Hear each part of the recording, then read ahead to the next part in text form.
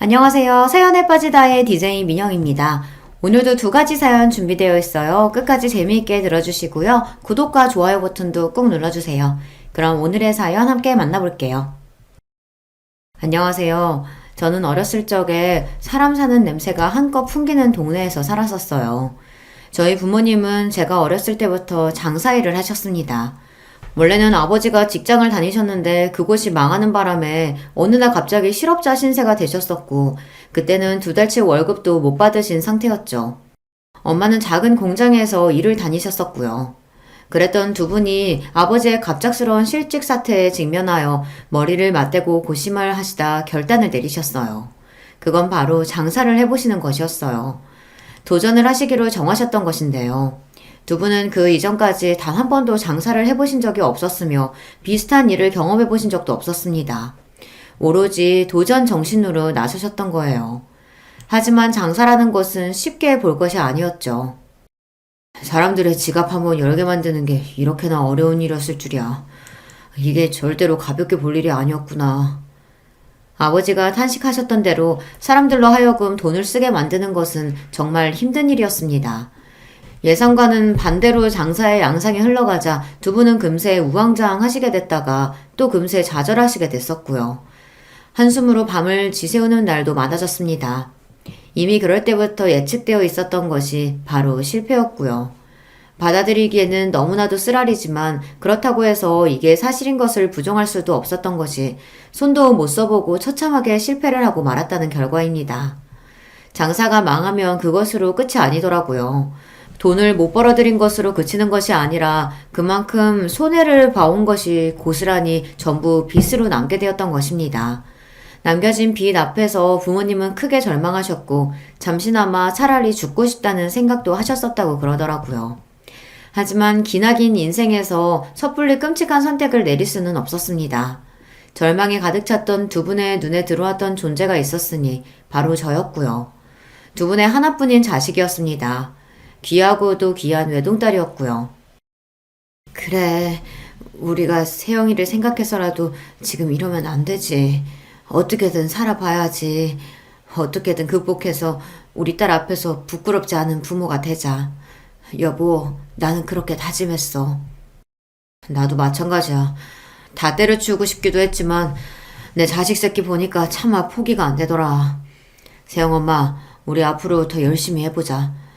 또 실패를 할 수도 있겠지만 그렇다고 해서 좌절하고 절망하고 포기하지만은 말자. 자식을 위해서 악착같이 버텨보는 거야. 부모님은 다시 일어서기로 하셨습니다. 여기서 멈출 수는 없다는 일념으로 일어나 움직이셨고요. 또다시 장사를 시작하실 참이었어요. 그때 양가 어른들의 반대에 부딪히기도 했다고 하는데요. 그 반대의 이유도 타당했던 것이 가뜩이나 지금 실패를 겪어서 어려운 상황인데 마이너스를 친 상황에서 억지로 또 해봤다가 또 망하면 그때는 아예 돌이킬 수 없게 된다는 이야기였습니다. 걱정과 염려가 크셨던 것이죠. 부모님 또한 그런 점들은 고려를 하고 계셨어요. 하지만 두려운 마음들은 떠안으신 채 다시 장사의 길을 걸어보기로 하셨던 것은 일반 직장을 다니는 것으로는 빚을 갚고 상황을 타개하기가 어림도 없어 보인다는 이유 때문이었습니다. 저희 부모님 말고도 실제로도 많은 분들이 이러한 이유 때문에 장사가 실패해도 다시 또 장사에 도전을 한다고 그러시더라고요.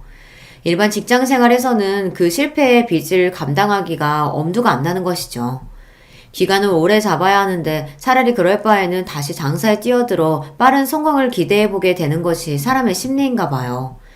그리고 저희 부모님이 일자리를 다시 구하셔봤자 어느 수준일지 그것도 뻔했고요. 그래서 다시 장사를 시작하시게 됐던 부모님은 불철주야 온 사력을 다해서 매달리셨고 24시간이 모자라셨습니다. 저는 부모님이 다시 장사를 시작하셨던 그때부터 외할머니의 손에 자라게 됐었어요.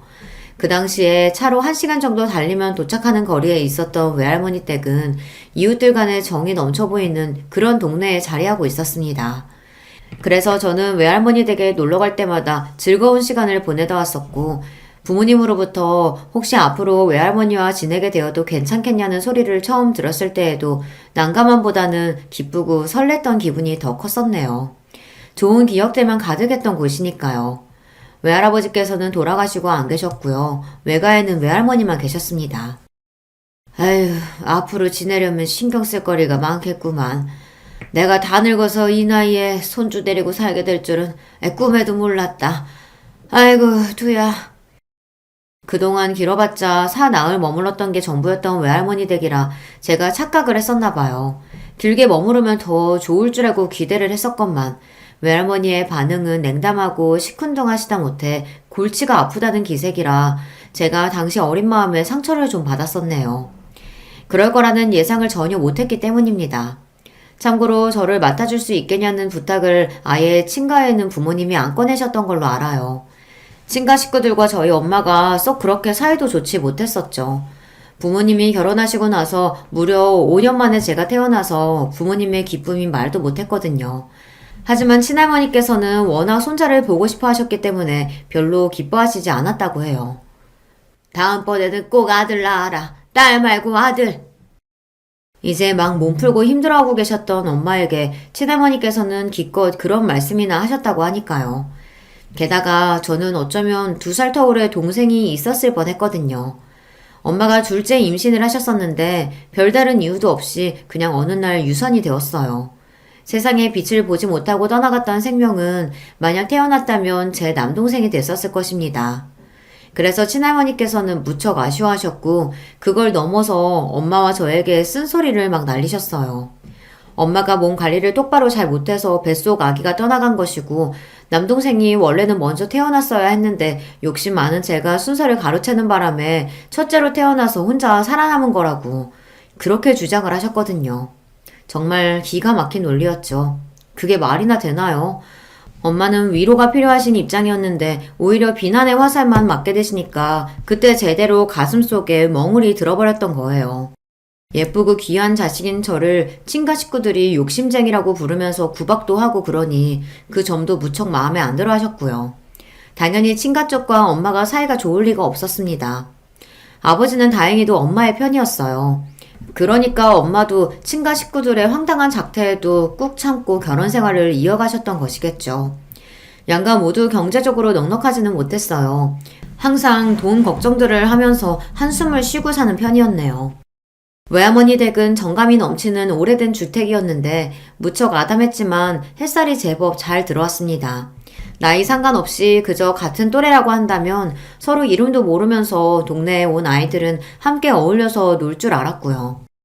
코 흘리게 꼬맹이들이 언니들, 형아들을 따라서 같이 놀겠답시고 쫄래쫄래 따라다니는 그림이 일상인 동네였어요. 먹거리를 싣고서 때마다 동네 초입에 멈춰서는 낡은 트럭에는 동네에 온 아주머니, 할머니들이 달라붙었습니다. 그러면서 자연스레 서로 대화도 나누었고 안부도 물었으며 때로는 각자 구매한 것들을 반씩 나눠 가지기도 하였어요. 정말이지 사람 사는 냄새가 흐뭇하게 풍겨오는 동네였죠. 지금은 지방 시골이라 하여도 정말 찾아보기 힘들어졌고 특히나 제가 살고 있는 서울의 조용한 동네에는 트럭 장수를 전혀 볼 수가 없는데요. 그 시절에는 왜 그렇게 다양한 것들을 트럭에다 싣고 다니며 팔았는지 모를 일입니다. 구경하는 재미도 넘쳤던 것 같아요.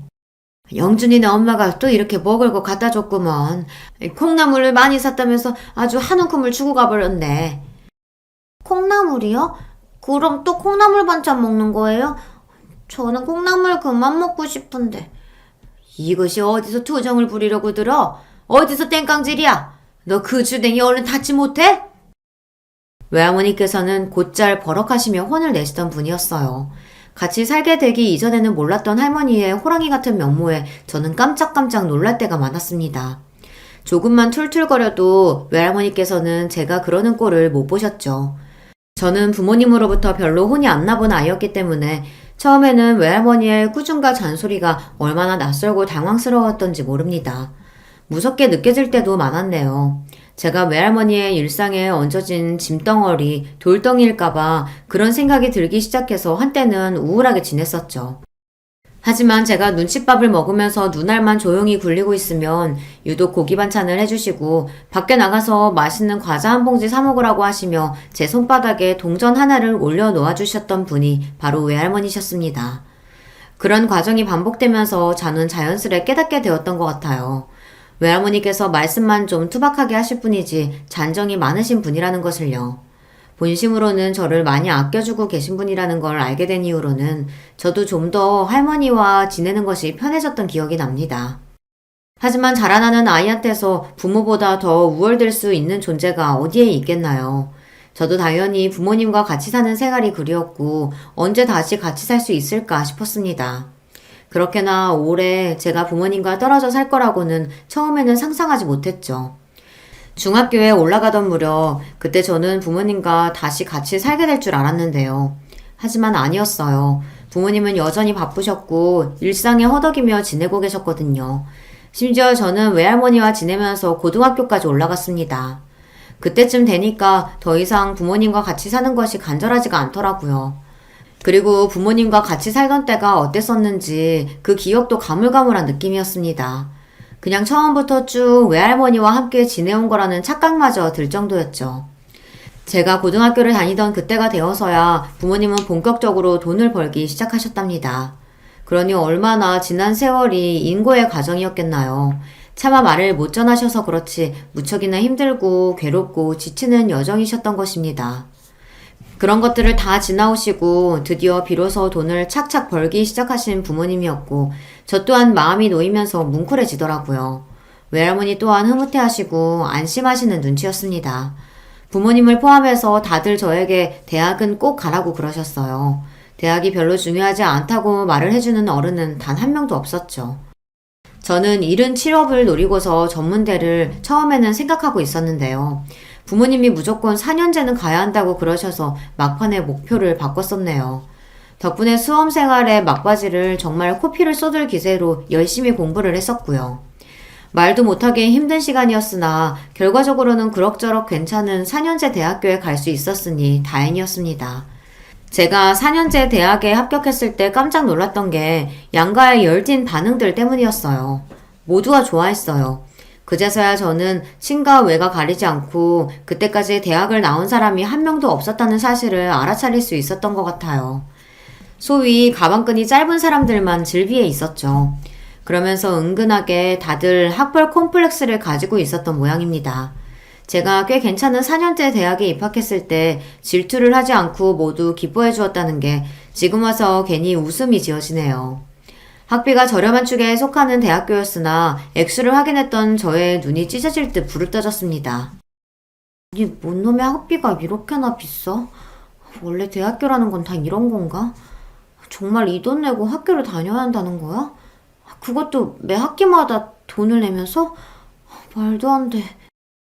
두 눈을 의심하다 못해 현실을 부정하기까지 했었네요. 이건 말도 안 되는 일이라고 부르짖어봤자 그 돈을 내야만 학교를 다닐 수 있다는 사실은 변하지 않았습니다. 외할머니와 살면서 소박하고 소소한 생활을 해왔던 저였기 때문에 충격적인 세상 물정 앞에 더욱 놀랐던 것 같아요. 부모님은 아무런 내색도 않고 단박에 그 돈을 납부해 주셨어요. 이러려고 이날 이때까지 열심히 포기하지 않고 달려왔나 보다. 우리 딸 대학 다닐 학비 걱정 없이 낼 수 있으니 이게 얼마나 행복하고 기쁜 일이니? 아버지가 싱글벙글 웃으시던 모습이 그때 제 눈에는 왜 그렇게 짠하게 보였을까요? 놀라운 액수를 자랑하는 학비를 보고 나서 제가 정신이 번뜩 들었었고 허투루 학교를 다녀서는 안 되겠다 싶었네요. 그리고 무조건 아르바이트를 해야겠다는 결심도 들었고요. 당신들은 그 오만 고생들 다 하시면서 자식이 힘든 일 할까봐 노심초사 하시던 부모님들이 아시면 반대를 하실 게 뻔했기에 저는 몰래 아르바이트를 하며 지냈었어요. 학기 중에 아르바이트를 했었으니 그걸로 큰 돈이 벌릴 리는 만무했습니다만 그래도 뿌듯했습니다. 이렇게 돈을 모아놓으면 혹시 갑자기 돈이 필요한 일이 생겼을 때 든든하겠지? 저축을 하면서 나만의 비상금을 만들어놔야겠다. 저는 속으로 그런 계산까지 하면서 스스로를 무척 대견하게 여겼습니다. 그런데 이듬해 제가 기숙사 신청해서 떨어진 거예요. 날벼락이었습니다. 기숙사에서 탈락할 거라고는 예상조차 못하고 있었던 제가 바보같이 느껴졌어요. 다급하게 자취방을 구해야만 했습니다. 그러나 저렴한 가격과 좋은 위치라는 경쟁력을 다 갖춘 학교 근처의 자취방은 이미 다 계약이 된 상태였고요. 남은 매물들 사이에서 발품을 팔아가며 구해야 하는데 결정한 집이 보증금 1,500짜리였습니다. 그게 당연히 현금이잖아요. 그런데 마침 부모님이 그때 뭘 하시느라 현금이 딱 부족한 상태였습니다. 아주 공교로운 타이밍이었어요. 해당 학기에 제 등록금도 이미 내주신 직후였기 때문에 더 그랬었고요. 소액만 얼른 주변에 빌리면 된다고 부모님이 저를 안심시켜 주셨던 바로 그때였습니다. 이 돈 갖다가 세영이 방구하는 데 써라. 외할머니께서 500만 원을 건네주셨던 거예요. 그 덕분에 자취방의 계약 마무리를 순조롭게 할 수 있었어요. 부모님은 매사에 외할머니께 신세를 지고 산다면서 너무 고마워하셨고 저는 속으로 계속 놀라고 있었습니다. 제가 외할머니와 계속 함께 살아본 입장으로서 그런 돈이 아무렇지도 않게 턱 나온다는 게 믿기지가 않았거든요. 도대체 외할머니께서 그런 현금을 언제 어디서 어떻게 가지고 계셨던 것인지 놀라울 따름이었어요. 제가 대학을 졸업하기 전에 부모님의 장사는 탄력을 받아 계속 잘 되고 있던 상태였어요. 두 분은 저에게 너무 애써서 힘들게 곧장 취업할 욕심 낼 것 없다고 그러셨어요. 부담 가지지 말고 절대 압박도 받지 말라고 천천히 제가 원하는 일자리를 찾아보라고 저에게 알려주셨어요. 말씀만으로도 감사했고 이런 부모님의 자식인 점에 감사했습니다. 이제는 아무 걱정도 없어. 힘든 시간은 다 지나갔고 이제 모든 게 넉넉해서 아주 살만해. 어머니가 너스레를 떠시는 모습이 보기 좋았습니다. 그러나 저는 엄마의 얼굴에 자리 잡은 주름에서 고생의 흔적을 발견하였습니다. 아버지가 어느새 참 많이도 늙으신 것 같다는 생각 역시 들었고요. 대학을 졸업하고 사회생활을 하기 위해 첫 발을 내디디려던 그 시점에 있던 저의 심장이 철컥 내려앉았습니다. 저는 부모님의 외동딸이었습니다. 그 말은 저에게는 형제가 아무도 없다는 얘기죠. 부모님이 늙어가시는 게 갑자기 그제서야 실감이 나며 너무나도 무섭더라고요. 나중에 두 분이 돌아가시면 그럼 그 이후에는 제가 어떻게 살아야 하는지 그런 가정을 해보니 겁이 나서 심장이 떨렸습니다. 외할머니의 건강이 갑작스레 악화되었던 것은 그로부터 얼마 지나지 않았던 때의 일이었습니다. 평생을 정정하게 사실 줄 알았던 분이었어요. 항상 목소리가 까랑까랑 하셨고 눈빛이 살아있던 분이셨으며 무엇보다 거동하시는데 불편함이 보인 적이 단 한 번도 없으셨으니까요. 딱히 지병 문제로 고생하신 적도 없었습니다. 그랬던 분이 갑자기 편찮아지신 것에 저는 충격이 컸어요. 이러다가 외할머니께서 갑자기 돌아가시는 일이 생기면 어쩌나 싶어서 겁이 났습니다. 부모님이 외할머니를 앞으로 모시고 사는 곳으로 정해졌어요. 외가 식구들이 모두가 모인 가운데 부모님이 말씀을 꺼내셨고요. 다들 그렇게 하는 것이 자연스럽고 당연하다며 고개를 끄덕였죠. 외할머니께서 저를 그렇게나 오래 맡아 키워주셨으니 이제 부모님이 그 보답을 하실 차례로 비춰졌던 것입니다. 의외로 친가에서도 부모님의 이러한 결정에 군소리 없이 수긍하였어요. 혹시나 친가에서 또 엄마를 비난하며 괜히 탓을 돌리는 건 아닐지 걱정됐었는데 아니었죠. 다름이 아니라 친할아버지께서 살짝 치매를 앓고 계신지는 꽤 오래된 이야기였건만 이제는 상태가 많이 악화되어 떠나실 날이 그리 멀지 않다는 것이었습니다. 친할머니께서는 정정하셨던 외할머니께서 갑자기 그렇게 되셨다는 소식을 전해 들으시고는 마음이 편치 않으셨다고 해요. 멀쩡한 것 같다가도 한순간에 넘어져서 쓰러지고 마는 것이 노인네들 어쩔 수 없는 운명이야. 에휴, 그러니 방심하고 살 수가 있어야지. 똑같이 늙으신 입장에서 그 마음이 씁쓸하셨던 거예요. 친할머니의 그런 반응에 엄마는 내심 놀라신 모양이었어요. 옛날에 그렇게나 있는 트집 없는 트집 다 잡아가며 오만 소리를 다 해대더니 그랬던 친할머니가 친가 식구들이 이제는 많이 달라져 있던 모습을 엄마가 그때 체감을 하셨고요. 그 이후로는 자연스레 연락을 주고받으며 교류를 잘 하고 지냈답니다. 시간이 약이고 세월이 많은 것을 해결해 준다는 말이 이렇게 보면 진짜로 정확한 것 같아요. 저는 취업을 했고 직장과 멀지 않은 곳에서 자취 생활을 이어갔는데요. 사회 초년생이던 그때가 정말 가장 힘들었던 것 같아요. 하루하루 죽을 맛이었고 출근길마다 제가 도살장에 끌려가는 소가 된 기분이었습니다. 퇴근한 직후에만 잠시 행복했다가 방에 잠들려고 누우면 아침이 밝아 다시 출근할 생각에 우울해지는 나날의 반복이었죠. 너무 스트레스가 심해서 다 그만둘까 싶었어요. 그런데 어느 날 외할머니와 통화를 하고 있는데 제가 버는 돈이 얼마인지 들으시더니 깜짝 놀라시는 겁니다. 뭐? 월급이 얼마라고? 세영이 너 그 돈 받자고 일을 다니는 거였어? 에라이 다 때려치워라. 직장 생활이 얼마나 힘든지 목소리에서도 피곤한 기운이 뚝뚝 묻어나는데 돈 고작 그거 벌겠다고 거기 붙어 있어? 그럴 필요 없으니까 그만둬라. 제가 대학도 제법 잘 나왔고 들어간 직장도 어디 이름 모를 작은 것도 아니건만 겨우 월급이 그 정도밖에 안 된다는 것에 할머니께서는 많이 놀라신 모양이었어요.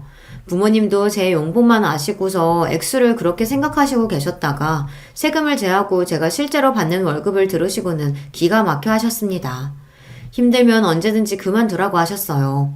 그렇게 고생 안 하고 그냥 당신들에게 기대며 아무것도 안 하고 지내도 괜찮다고 부모님께서 진심으로 말씀을 해주셨던 순간 저는 정신이 번쩍 들었습니다. 눈이 오나 비가 오나 부모님은 장사를 하기 위해 매일같이 일을 하셨었죠. 생업이었으니까요. 무조건 해야만 했었으니까요. 그 어떤 것도 핑곗거리로 작용하지 않았습니다. 그런 고생을 수도 없이 하시며 살아오신 부모님이었는데 자식인 제가 너무 나약하게 굴었습니다.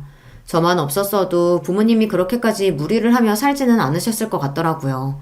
자식인 저를 위해 그토록 애를 쓰셨던 거죠. 바보같이 약해 빠져있던 저는 그제서야 정신을 차리고서 마음을 강하게 먹었습니다.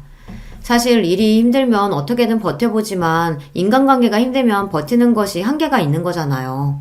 저도 그랬어요. 직장 내에서 상사 때문에 그토록 괴롭고 스트레스를 받았던 것인데 이제는 강한 정신력으로 제가 스스로를 무장시켰습니다. 상사가 그 어떤 헛소리를 짓거려도 오늘도 걔가 짖는구나 하는 자세를 가지고 대수롭지 않게 여겼네요. 아등바등 발버둥 치는 것을 그만뒀더니 제 태도 자체가 초연해지더라고요.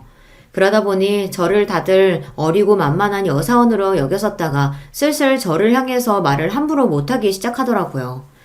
자신감을 찾은 저는 퇴근하고 집에 가자마자 온 기력을 잃고서 퍼질러져 있었던 일과도 청산했습니다.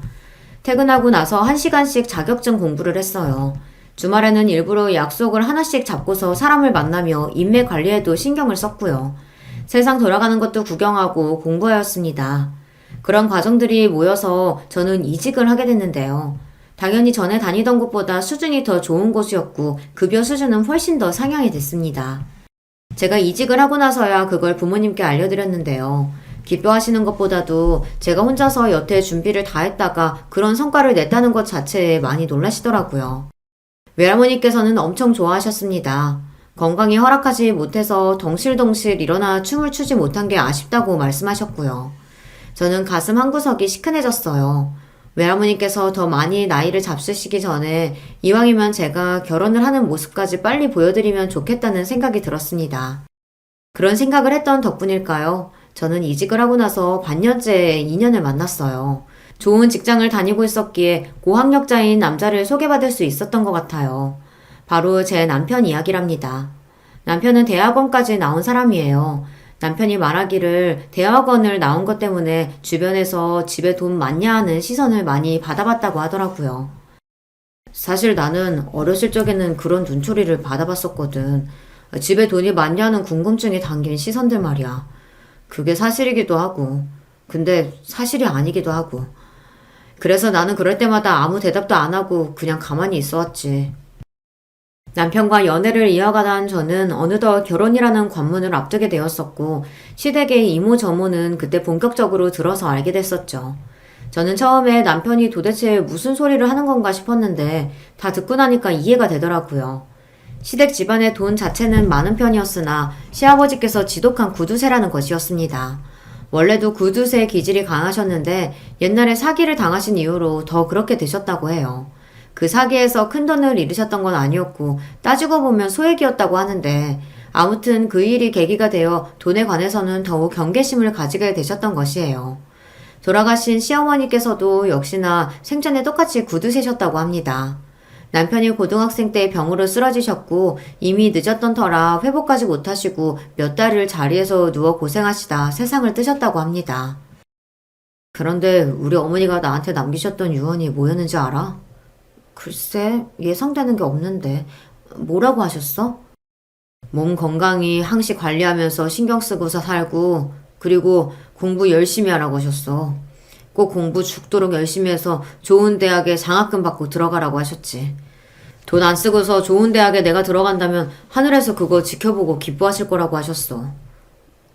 뭐? 그럼 설마 그 유언 듣고서 정말로 명문대 학생이 됐던 거야?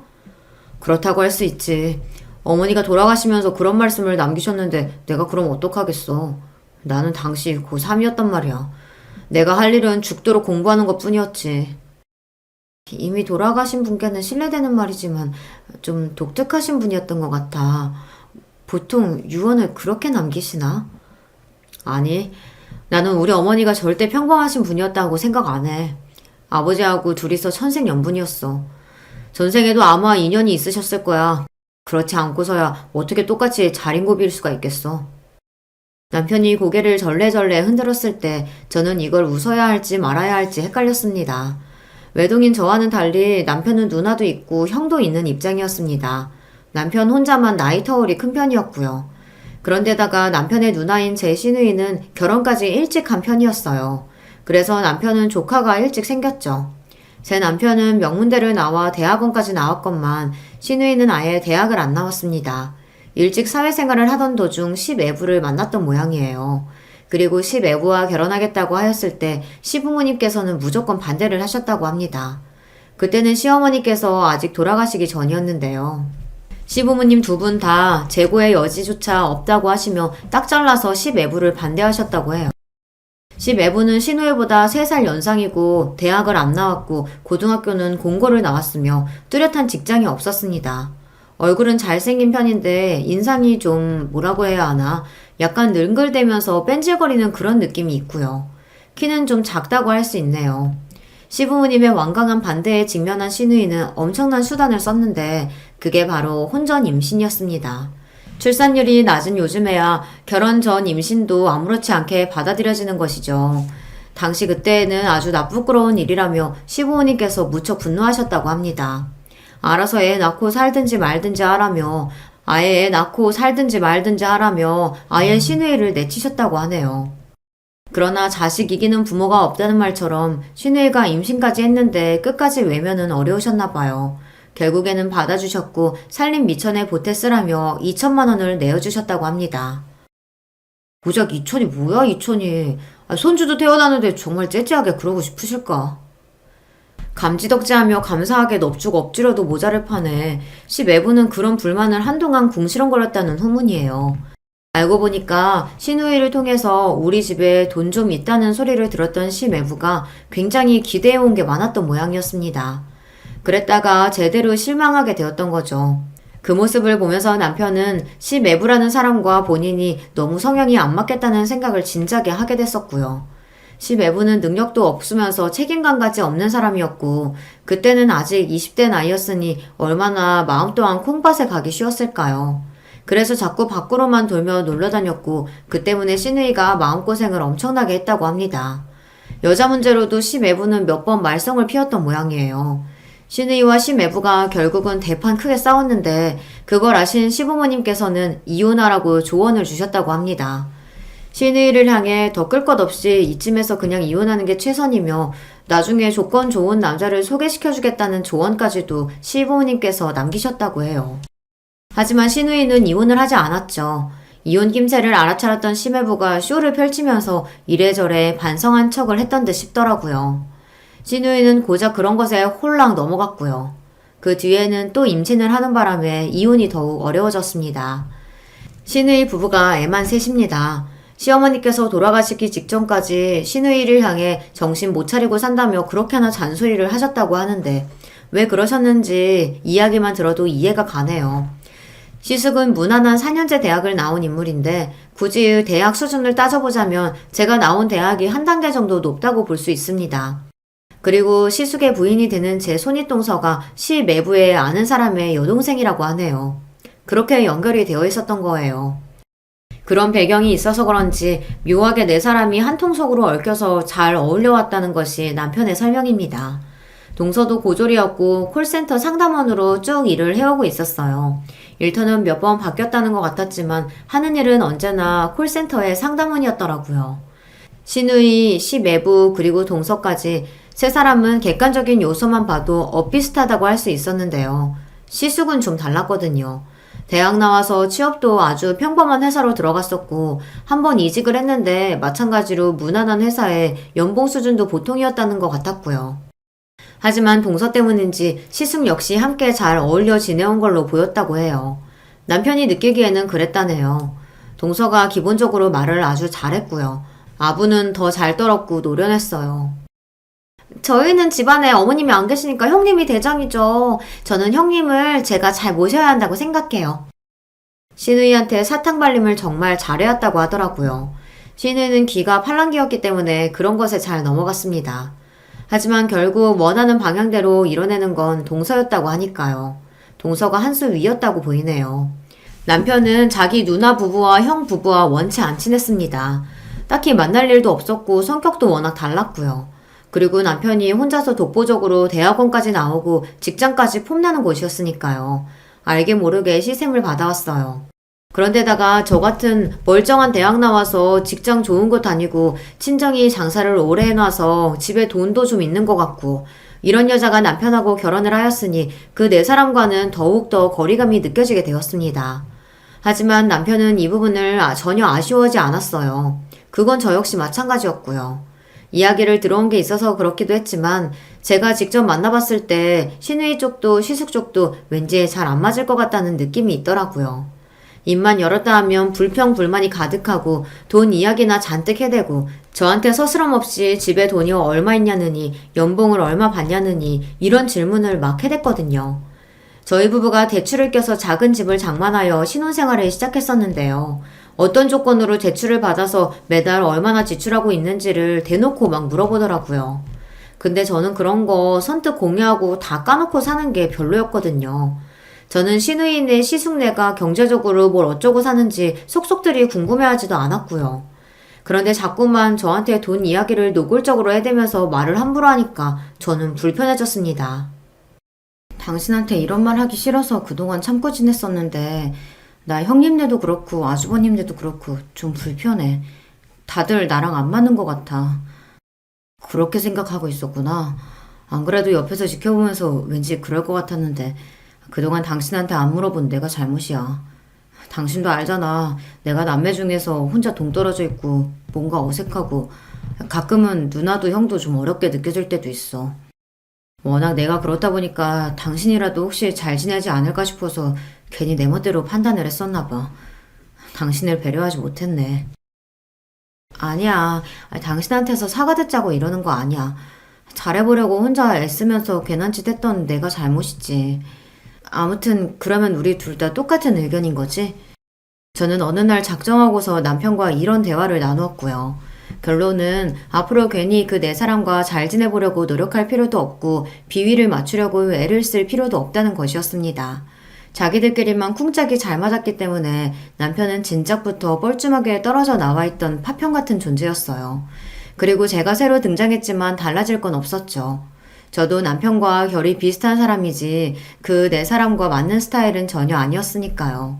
그래서 남편과 상의를 마친 뒤에는 쓸데없는 시누이와 동서에게 꼬박꼬박 문자 답장을 하며 대화를 이어나가고 가기도 싫은데 괜히 초대에 응해서 시간을 내고 이런 짓을 그만뒀습니다. 그랬더니 그쪽에서 저한테 굳이 연락을 안 하더라고요. 둘 다 똑같이 짠 것처럼 저에게 문자 한 통을 안 하길래 둘이서 함께 제 욕을 신나게 했겠구나 하는 짐작이 들었습니다. 아니나 다를까 얼마 후에는 시누이가 남편한테 싸가지 없는 네 와이프 단속 좀 잘하고 살아라 이런 식의 문자를 남겼습니다. 여태까지 남편은 드센 자기 누나 형한테 눌려서 조용히 살아온 사람이었기에 굳이 거기다 대고 화를 내지 않았고요. 그저 알겠다라는 대답을 보냈을 뿐입니다. 저는 잘했다고 해줬네요. 저희 부부가 저희끼리만 지내고 싶다는 의사를 내비쳤음에도 후폭풍이 거세지 않았던 것은 아무래도 재산 문제 때문이었을 겁니다. 앞서 밝혔듯이 도대체 얼마인지는 모르겠으나 시댁에는 재산이 있었고 시아버지께서는 지독한 구두세셨죠. 물건 하나도 그냥 사시는 법이 없으며 그냥 버리시는 법은 더 없는 분이셨습니다. 굉장히 무뚝뚝하셨고요. 인상에서부터 경계심 어린 눈빛이 장난 아니셨어요. 제가 결혼한다고 했을 때 저희 부모님은 만감이 교차해서 눈물을 글썽이셨고 결혼식장에서도 감정이 벅차올라 어쩔 줄 몰라 하셨는데 반면 시아버지께서는 저랑 남편이 시댁에 손 벌리는 일 없이 알아서 결혼을 잘할 수 있다고 말씀드렸을 때 그저 마음에 든다는 듯 고개를 끄덕이셨을 뿐이었어요. 그리고 결혼식장에서도 마치 군 장교처럼 카리스마 넘치는 모습으로 계셨던 게 전부였습니다. 직설적으로 표현을 해보자면 저는 시아버지와 친근한 사이가 아니었습니다. 어디 저만 그랬나요? 다른 사람들도 마찬가지였죠. 신우이하고 시숙은 시아버지 앞에서 이런저런 소리를 잘 늘어놓는 자식들이긴 했어요. 그렇지만 애틋해 보이진 않았습니다. 막내인 남편은 자기 부친을 어려워했고 거리감을 느껴온 바였고요. 신우이네 시숙네와의 활발한 교류를 그만둔 이후로 시아버지를 뵙기 어려워졌어요. 굳이 찾아가서 배워야 하는데 신우이네가 시댁 바로 옆 동네에 살고 있었거든요. 거기서 30분 거리가 시숙네였고요. 다시 거기서 1시간 떨어진 곳이 저희 부부의 집이었습니다. 신우이하고 동서가 틈만 나면 시댁 근처에서 알짱거리며 커피 한 잔씩 나누었기 때문에 괜히 그쪽에 갔다가 걸려서 트집을 잡히고 싶지 않았네요. 남편이 말하기를 돈 좀 달라고 그 넷이 자꾸 기웃거리며 시아버지께 알람방귀를 끼고 헤어를 해봤자 별 소용 없을 거라고 했습니다. 시아버지께서는 보통 분이 아니시기에 꼬장꼬장함으로 스스로를 무장하고 딱 버티고 서 계신 거예요. 넷이 앞으로 얼마나 오래 더 덤벼들든 시아버지께서 돌아가시기 전에는 백기를 드시는 일이 없을 거라는 게 남편의 예상이었습니다. 태산처럼 보이는 근엄하고 어려운 존재의 시아버지, 그리고 한편의 총급 같은 네 사람까지 시댁은 독특한 것처럼 느껴졌네요. 저는 시댁 재산 이야기에는 관심이 없습니다. 자기 누나 형 때문에 진작에 집 재산 문제에 관심을 버렸던 남편 역시도 마찬가지였기에 저희끼리 잘 지냈어요. 친정 부모님은 이제 장사 쉬엄쉬엄 하시면서 외할머니를 잘 모시고 지내셨고 친가와 어느새 활발히 왕래 또한 하고 계셨기에 은근히 바쁘셨습니다. 당시 저희 신혼집과 거리가 꽤 떨어져 있었기 때문에 시간에 맞춰서 뵙는 게 어려웠었네요. 꼬박꼬박 연락은 잘 드렸었고요. 남편이 착하고 저에게 잘한다며 부모님이 되게 좋아하셨어요. 우리 세영이가 형제자매 없이 자란 외동이라 절대 자기를 외롭게 만드는 남자 안 만나길 바랬는데 사위를 너무 잘 뒀지 뭐야. 엄마는 안심이 된다고 하셨고요. 무엇보다 외할머니께서 제가 결혼 생활을 재밌게 잘하니까 당신의 마음이 편안해지셨다고 해서 기뻤답니다. 그러던 어느 날 남편이 충격에 빠진 얼굴로 시아버지께서 병원에 들어가셨다는 이야기를 하더라고요. 신우이한테서 전해 들었다고 했어요. 입원을 하신 거야? 왜? 어디가 편찮으셔서? 그게 병원이 정신병원이라네. 뭐? 지금 뭐라 그랬어? 정신병원? 아버님이 무슨 정신에 문제가 있다고? 그제서야 제가 화들짝 놀랐습니다. 그리고 남편의 추측을 들었는데요. 계속해서 도를 넘는 자식 내외들의 행태에 시아버지께서 머리 끝까지 화가 나셨고 분통을 터뜨리셨는데 그런 모습들을 토대로 그 네 사람이 시아버지의 상태가 이상하다는 거짓 증거를 만들고 작당을 해서 정신병원에 집어넣어버렸다는 것입니다. 저도 그렇게밖에는 생각이 안 되더라고요. 그래서 신우이를 직접 찾아가서 따져 물었더니 그런 거 아니라고 잡아뗐어요. 지난 몇 달 사이에 시아버지의 정신 상태가 이상해진 거라고 하였습니다. 저를 만만하게 봤는지 그딴 거짓말을 계속 늘어놓길래 물러서지 않고 솔직히 말하라며 밀어붙였어요. 그랬더니 발끈하면서 결국 실토하더군요. 그래! 나이 처잡수시고 욕심 못 내려놓고 돈 안 내놓길래 열받아서 정신병원 보내버렸다. 그러고도 사람이에요? 자식 맞아요? 어떻게 그런 짓까지 할 수가 있어요? 화가 나서 몸이 떨리더군요. 신우이는 정신병원 아이디어는 동서가 낸 거라고 했는데 핑계가 아니라 정말로 그랬을 것 같더군요. 저는 경멸 가득한 눈빛으로 신우이를 쏘아봐 주었습니다. 정신 차리고 사세요. 진짜 정신병원에 가야 하는 건 당신들 같으니까. 그만 천박하게 사시고요. 진짜 수준 낮아서 상종을 못하겠네. 신우이는 얼굴이 벌개졌지만 본인이 저지른 만행이 쪽팔리긴 한지 입을 꾹 다물었습니다. 저는 집에 도착하자마자 남편에게 시아버지를 당장 빼오자고 말하였어요. 당신이 친자식인데 왜 못해? 그리고 거기 뒷돈 먹기로 유명하다며. 그러니까 우리가 얼른 아버님 빼내드리자. 아직도 충격에 빠져 기가 죽어있던 남편을 제가 설득시켰고 현금 다발을 찾아서 정신병원으로 향했습니다. 망설임 따위는 없었어요. 만약 누가 제 할머니를 멀쩡하신데 치매라고 속이며 시설에 넣어버린다면 그런 상상만 해도 소름이 끼쳤거든요. 절대 가만히 있을 수 없었고 병원 측에 단호하게 굴며 시아버지를 퇴원시키겠다고 했습니다. 그러면서 준비해간 돈도 쥐어주었는데 그건 바로 입막음을 위한 것이기도 했습니다. 시누이 시숙 측에는 절대 알리지 말아달라고 했거든요. 고마워서 어떡하냐. 이 은혜를 어찌 갚을까. 역시나 시아버지께서는 멀쩡하셨습니다. 그 모습에 너무 슬퍼지더군요. 사람이라면 응당 이렇게 해야죠, 아버님. 아버님, 앞으로 저희가 모실게요. 그동안 저희가 너무 부족했어요. 죄송해요. 제가 의연하게 말씀드렸고 옆에서 남편은 눈물을 닦느라 여념이 없었네요. 시아버지께서는 저에게 주고 싶으신 게 있다며 당신의 집 서랍장에 뭔가를 가져와야 한다고 그러셨습니다. 그래서 남편이 야심한 시각에 슬쩍 시아버지 댁에 들어가 서랍 속 서류를 하나 챙겨왔어요. 정말 별거 아닌 어떤 주소지에 관련된 서류였습니다. 시아버지께서는 볼펜으로 서류에 뭔가를 적으신 뒤 말씀하셨죠. 너희 둘이서 거기 가봐라. 이왕이면 당장 바로 다녀오면 더 좋고. 허투루 그런 말씀을 하실 분은 아닌 것 같았고 남편 역시 살면서 시아버지로부터 이런 소리는 처음 들어본다고 하면서 즉시 움직여보는 게 좋겠다고 했습니다. 도착한 곳은 시골 깡촌의 오래된 주택이었죠. 녹슨 대문을 두드리자 안에서 어떤 시아버지 또래의 아저씨가 나오셨는데요. 제가 들고 있는 서류를 보시고 놀라시더니 시아버지와 통화를 시켜줄 수 있냐고 하셨습니다. 그래서 그렇게 해드렸고 이런저런 대화를 나누시더니 통화를 끝냈을 땐 아저씨의 얼굴에 미소가 걸려 있었습니다. 나는 여기 관리인입니다. 챙겨가실 게 있는 쪽을 안내해 드릴게요. 실내를 가로질러야만 작은 뒷마당으로 나갈 수가 있더군요.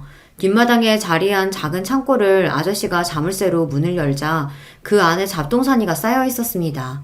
시골에서 흔히 볼 수 있는 것 같은 물건들 뿐이었는데 그것들을 치워보니 웬 견고한 상자가 있더군요. 저희 부부가 그것을 찾아내자 아저씨는 자리를 뜨셨습니다. 그 상자에 잠금 장치를 발견하고서 쥐고 있던 서류를 다시 쳐다보니까 시아버지께서 휘갈겨 쓰신 숫자가 눈에 들어오더군요. 그게 비밀번호였던 거예요. 떨리는 심정으로 잠금 장치를 풀어봤죠.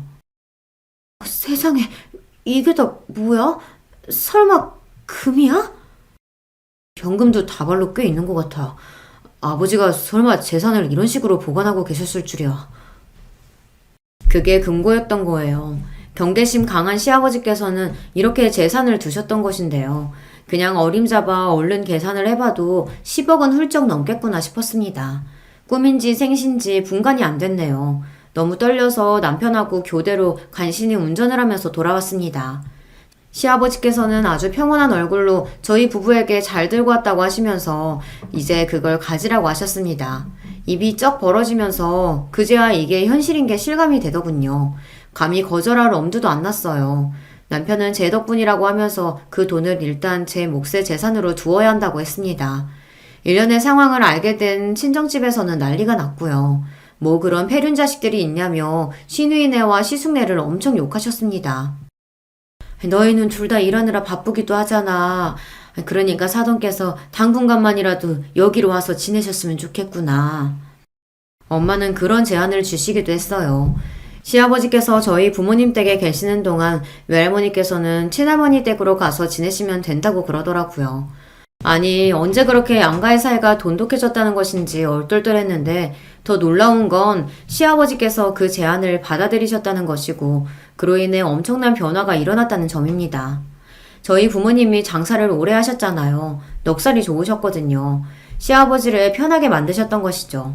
그래서 시아버지께서는 그 부분에 고마움을 느끼셨는지 뭐라도 보답을 하려고 하셨고 그랬다가 외할머니와 친할머니께 시를 짓고 그림을 그리는 것을 알려드리기 시작했던 것입니다. 두 분이 잘 모르시는 어려운 맞춤법들도 알려주셨고요. 시아버지의 집은 평소에 잘 알고 지내오신 부동산 사장님한테 따로 연락을 넣어 시아버지께서 빠르게 처분해 버리셨습니다.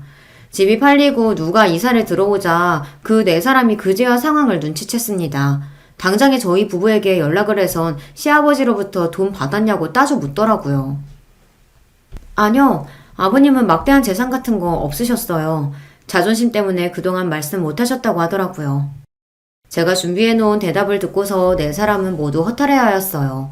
그동안 헛수고와 헛된 기대를 했다며 굉장히 허무해하길래 시아버지께 죄송하진 않냐고 물었더니 코웃음이나 치더군요. 시아버지 쪽에서 먼저 재산이 있는 척 굴면서 자식들에게 잘못을 했으니 본인들의 잘못도 그냥 공평하게 퉁치면 되는 것이라고 했습니다. 이딴 역겨운 인간 말종들과는 당장의 연을 끊었네요. 남편도 무척 후련해하였어요. 친정 부모님 사시는 곳에 멀지 않은 동네에 아담하고 깨끗한 빌라에서 시아버지께서 지내기로 하셨어요. 노인들을 상대로 공부를 가르쳐주는 좋은 양반이라면서 시아버지를 볼 때마다 동네의 어르신들이 무척 반갑게 인사를 건네셨답니다. 처음엔 그런 것들을 어색해 하셨던 시아버지께서는 점차 자연스레 인사를 받아주셨고 그제서야 사람들과 어울려 지내는 법을 배우신 거예요. 이런 건 돈으로도 못 사는 거였어. 정말 고맙다. 멋쩍어 하시면서도 저희 부부를 향해 그런 마음도 곧잘 표현하셨고요. 점점 인상이 환해지셨어요. 고집스러워 보였던 눈매도 부드러워 보이게 되었고 저희 부부가 첫 아이를 낳았을 때 시아버지께서 얼마나 손주를 잘 봐주셨던지 모릅니다. 덕분에 저는 사회 경력 안 끊기고 제가 하고 싶은 일 쭉 이어서 할 수 있었죠. 돈이 돈을 부르는 법이라고 하더니 시아버지의 재산을 받은 이후로는 경제적으로 너무나도 풍족해져서 하루하루 감사하며 살게 됐답니다.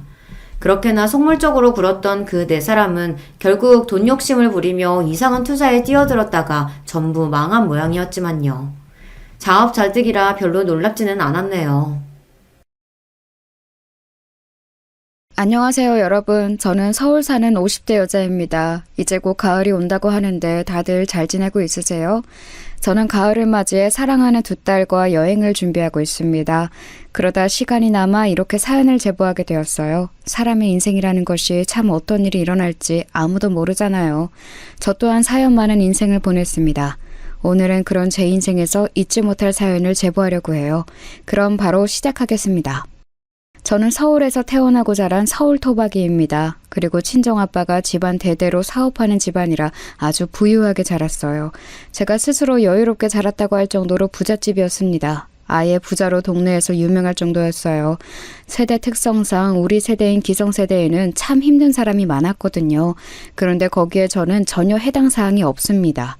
어렸을 때부터 어려움이라고는 아예 몰랐어요. 게다가 위에 오빠가 한 명 있는데 제가 오빠랑 나이 차이가 9살이나 나는 늦둥이거든요. 그래서 늦둥이 딸이자 여동생이라 가족들의 사랑을 독차지하며 컸습니다. 오빠하고도 자라면서 한 번도 싸운 적이 없을 정도로 사이가 좋았어요. 집에 여유가 넘치는 만큼 가족들은 서로에 대한 사랑도 넘쳤습니다. 그래서 어린 시절을 생각하면 항상 입가에 미소가 지어질 정도로 행복한 기억만 가득해요. 자상하고 따뜻한 아버지와 사랑이 많아 웃음이 많은 어머니까지 아주 부족한 게 없는 어린 시절을 보냈습니다. 그러다 어머니가 제가 중학교에 입학하자 병으로 갑자기 돌아가셨어요. 그때 너무 큰 충격을 받았습니다. 행복한 우리 가족의 첫 번째 불행이었죠. 어머니가 돌아가시고 오빠와 아빠와 저는 서로를 위로했고 의지하며 살았습니다. 셋이 부둥켜 안고 울었던 밤도 많았어요. 그래도 그렇게 슬픔을 털어내니 견딜 수 있었습니다. 저는 피아노를 전공했는데 아빠는 제가 세계적인 피아니스트가 되길 원하셨어요. 그래서 전국에서 내노라 하는 유명한 교수들을 집으로 부르셨습니다. 개인 수업도 매일 집에서 편하게 받았고 아낌없는 지원을 해주셨어요. 그래서 대회에 나가 상도 많이 탔고 그걸로 서울에 있는 대학에도 입학할 수 있었습니다. 그리고 대학에 입학해서 저는 남편을 만나게 되었어요. 남편은 같은 대학에 다니던 남자였는데 미팅으로 만났습니다. 처음 사귀는 남자친구였는데 그때는 남편과 결혼할 줄은 전혀 몰랐어요. 참 자신감이 넘쳤고 야망도 넘쳤던 남편은 우리 집의 사정을 듣고 저에게 헌신적으로 굴었어요. 매일 집에 데려다주는 것은 물론이고 일부러 아빠와 오빠를 찾아가기도 했습니다. 저한테도 잘했지만 남편은 특히 우리 친정아빠에게 그렇게 잘했어요.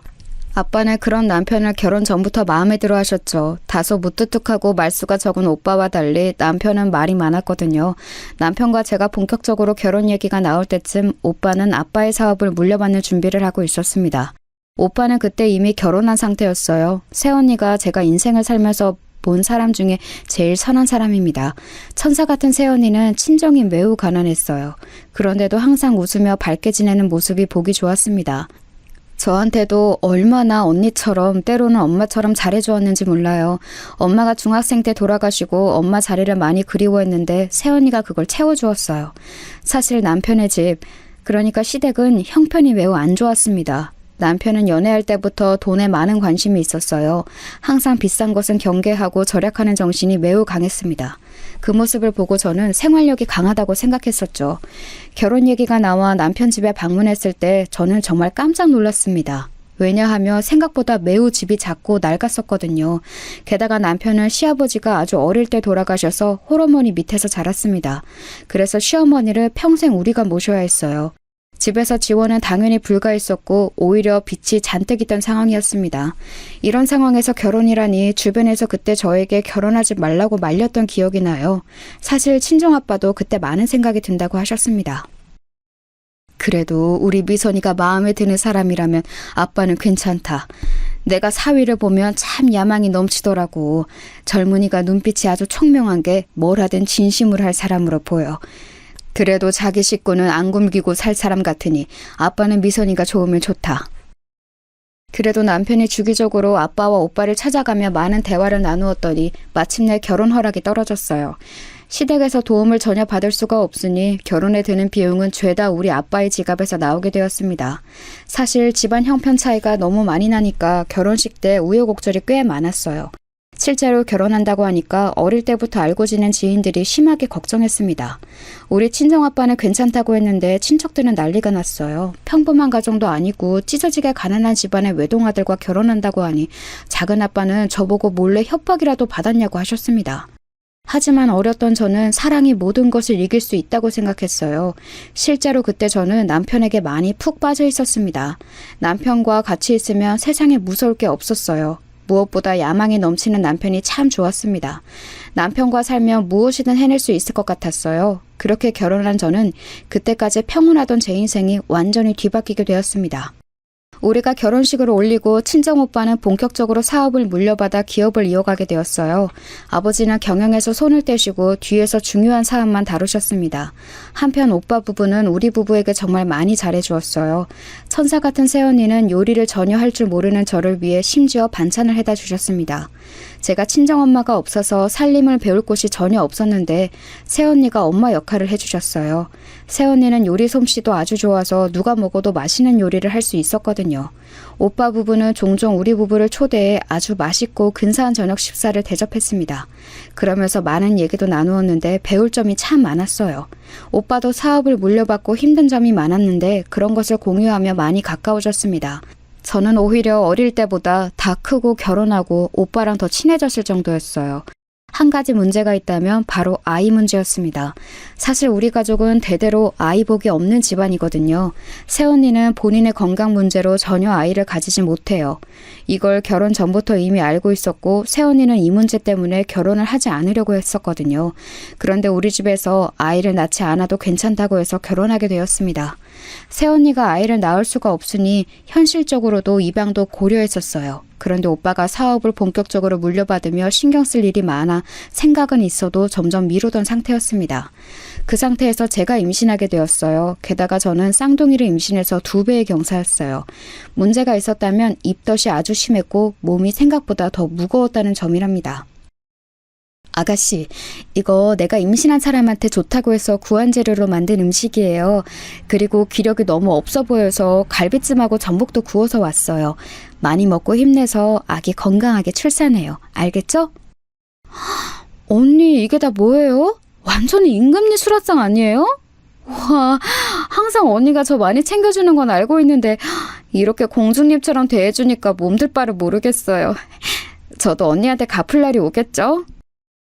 아휴, 아가씨가 건강하게 아기 낳아서 행복하게 살면 그게 갚은 거예요. 남편이 요즘 워낙 바빠서 남는 시간이 많거든요. 아가씨가 맛있게 먹어주니까 저는 오히려 너무 좋아요. 앞으로도 음식 많이 만들어줄 테니 필요하면 언제든지 말해요. 새언니는 바쁜 우리 남편을 대신해서 같이 산부인과도 몇 번이나 가주었는지 몰라요. 마치 친정엄마처럼 하나부터 열까지 저를 챙겨주기 바빴습니다. 오죽하면 제가 임신했던 동안 제일 의지했던 사람은 남편도 아닌 새언니였어요. 그렇게 저는 새언니의 도움을 받으며 쌍둥이를 아주 건강하게 출산하게 되었습니다. 일한선 딸 쌍둥이였는데 딸들을 보고 우리 친정아빠가 얼마나 좋아하셨는지 몰라요. 자식이 귀한 집이라 쌍둥이를 낳으니 너무 행복하다고 하셨죠. 딸들이 태어나고 오빠 부부는 자녀가 없으니 우리 자식들을 당신들 자식처럼 여겼어요. 선물도 백화점에서 제일 좋은 것들로 사주고 저와 남편에게 맛있는 것도 많이 사주셨습니다. 저 역시 남편과의 관계는 이때는 아주 좋았어요. 남편은 제가 출산하자 책임감이 많이 생겼다고 했습니다. 그러면서 회사 일에 몰두하기 시작했어요. 아무것도 몰랐던 저는 진짜 남편이 우리 가족을 책임지려고 저렇게 열심히 사는 줄 알았죠. 남편은 대기업에 다녔는데 승진해야 월급이 늘어난다고 회사 일에 진심으로 임했어요. 그래서 저는 혼자 외롭게 집에서 쌍둥이 딸들을 키우기 시작했습니다. 물론 친정아빠가 적극적으로 육아를 지원해 주어 돈으로 부족하지는 않았어요. 그런데 남편이 워낙 바쁘니까 집에 늦게 오고 그래서 서운한 마음이 들었습니다. 그래도 절대 티를 내지 않으려고 했어요. 그러다 한 가지 사건이 발생하게 되었습니다. 남편이 어느 날 퇴근하더니 저에게 할 말이 있다고 하더라고요. 그러면서 제가 식탁에 앉으니 약간 상규된 얼굴로 말했습니다. 미선아, 나 오랫동안 진지하게 생각했던 건데 회사를 그만두고 사업을 시작하려고 해. 아주 오래 고민하고 내린 결정이니까 나를 지지해 주었으면 좋겠어. 내가 미선이 너와 우리 딸들을 평생 행복하게 해줄게. 나만 믿고 따라와. 남편의 말에 저는 사실 굉장히 당황했었어요. 저에게 퇴사하겠다는 말이나 사업을 하겠다는 말을 전날 처음으로 꺼냈었거든요. 그런데 남편은 당황한 저에게 구체적으로 어떤 사업을 시작할지 말하기 시작했습니다. 저는 그 말을 듣고 두 번째로 놀라게 되었어요. 왜냐하면 남편이 하겠다는 사업이 우리 집안이 대대로 하던 유통업과 밀접하게 관련이 있는 사업이었거든요. 남편은 이 문제로 우리 오빠와 많은 얘기도 이미 했다고 저에게 자신감을 내비쳤습니다. 약간 불안함이 있었지만 남편이 워낙 똑똑한 사람인 것을 저는 이미 알고 있었어요. 그리고 망해도 우리 친정이 워낙 든든하게 받쳐주고 있으니 저는 그저 남편을 응원했습니다. 남편은 그리고 그달 말에 진짜로 다니던 대기업을 퇴사했어요. 그리고 바로 사업을 시작했습니다. 남편이 사업을 시작하며 오빠네 부부와는 더욱 가까워지게 되었어요. 원래도 왕래가 잦았는데 남자들이 사업하니 할 말이 더 많아졌습니다. 그러면서 불안한 제 마음도 점점 안정을 찾게 되었어요. 그리고 새언니와 오빠가 워낙 우리 딸들을 예뻐하니까 친정 식구들이 만나는 자리가 많았습니다. 이 과정에서 시어머니가 불만이 조금 있긴 했었어요. 시어머니는 자식이 남편 하나였거든요. 그런데 그 하나밖에 없는 자식이 결혼해서 당신을 잘 보러 오지도 않고 처가에 몰두하니 속상하셨나 봐요. 그 속상한 마음을 저에게 푸념하셨습니다. 에휴, 이래서 아들 낳아도 소용이 없다는 거야. 재영이가 예전에는 얼마나 효자였는지 알아? 너랑 결혼하고 우리 아들이 완전히 변했어. 나도 눈이 있는데 당연히 너희 부부랑 손녀들을 보고 싶지 않겠니? 우리 아들이 일 때문에 바쁘면 너라도 애들을 데리고 나한테 와야 하는 거야. 이런 건 친정에서 안 배웠어?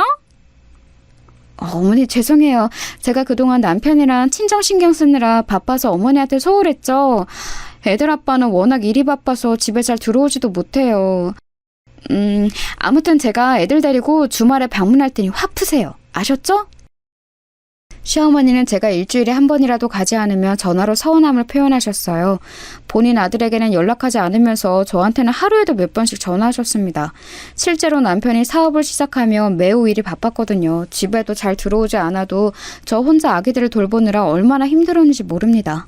그런데 시어머니가 섭섭하다고 하니 혼자 아이들을 데리고 시댁에 갔어요. 가서 토라진 시어머니를 달래고 또 용돈도 두둑하게 드렸습니다. 남편이 버는 돈과 별개로 친정아빠가 몰래 저에게 생활비를 주고 계셨거든요.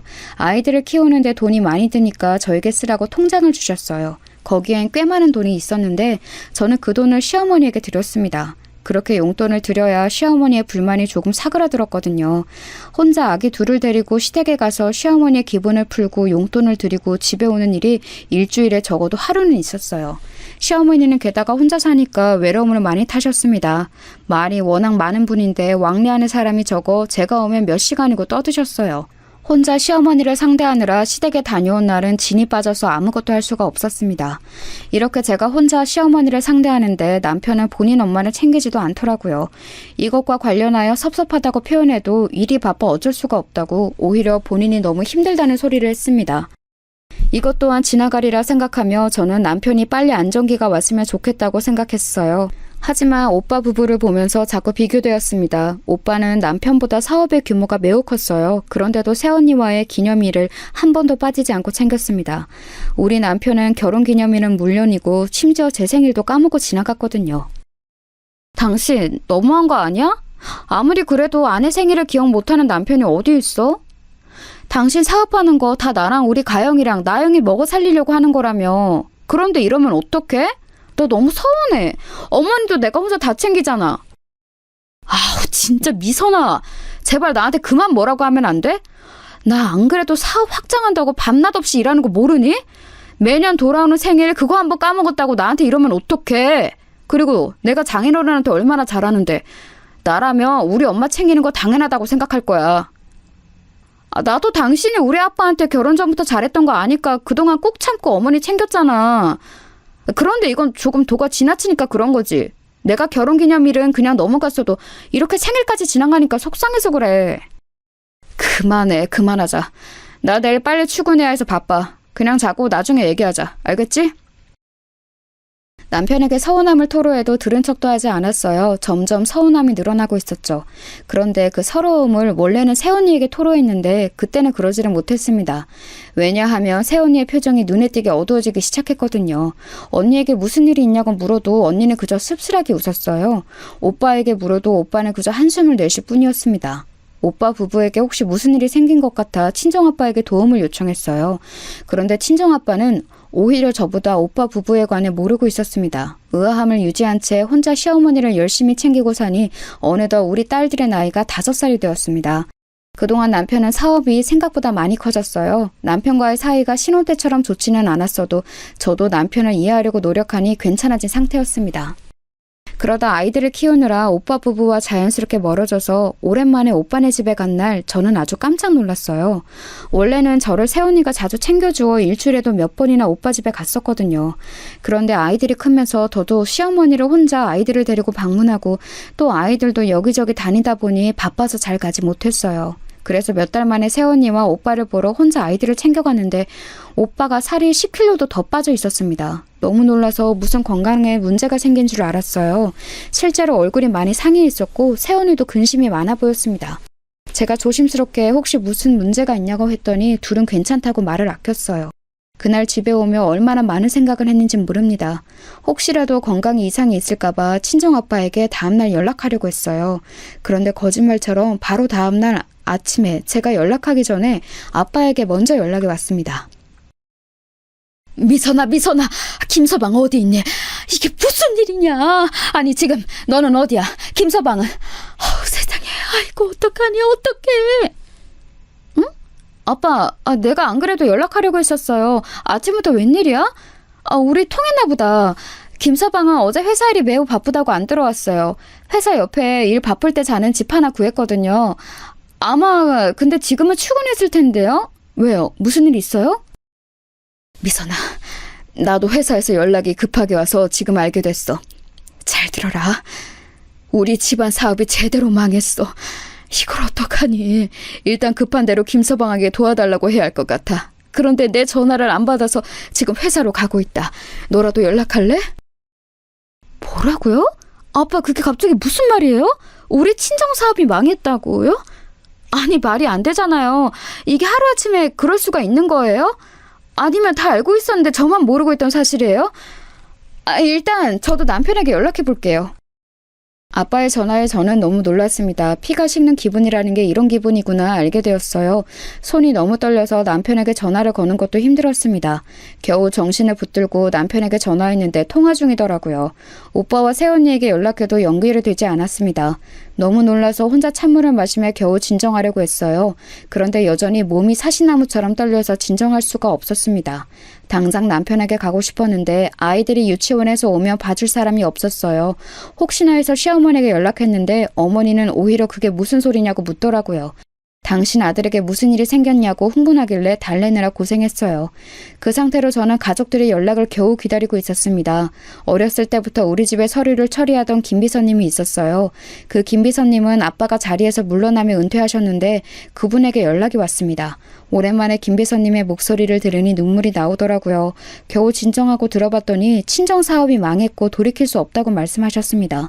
어디서부터 손을 대야 할지 본인도 모르겠다고 한숨을 쉬더라고요. 아이들을 급하게 유치원에서 빼서 저는 급한 대로 시어머니에게 딸들을 맡기고 오빠 회사로 갔습니다. 그때까지 우리 남편은 저에게 연락이 오지 않았어요. 아무리 연락해도 받지를 않더라고요. 오빠 회사에 도착하니 회사가 난리가 아니었습니다. 기자들도 많았고 직원들도 우왕좌왕 난리였어요. 전혀 사태를 모르는 것 같은 직원도 몇 있었습니다. 저도 오빠 회사에 종종 방문해서 얼굴이 익숙한 사람도 있었는데 다들 울상이었어요.